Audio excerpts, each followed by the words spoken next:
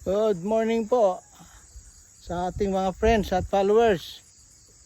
Nandito tayo sa Area 2 at first time itong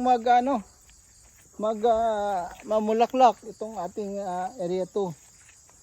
So ito yung mga bagong bulaklak ng Area 2.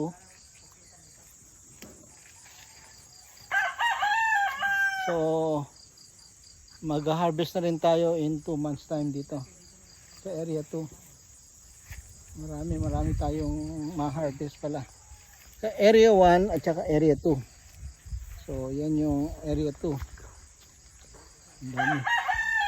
Ang dami sa Area 2. Area 2 ito. Yan po ang ating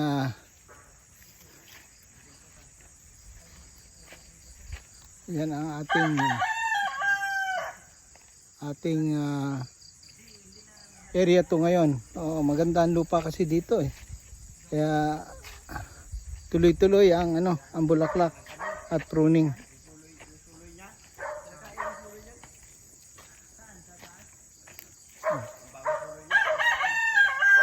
So yan yung ating report dito sa Area 2. Magandang tubo.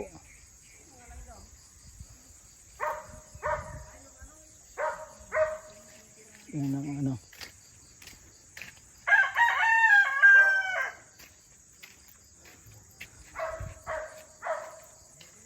So yan po yung ating report dito sa Area 2 at magandang balita po at maganda ang pagbulaklak ng ating mga dragon fruit dito sa Area 2. So yan po ang ating report.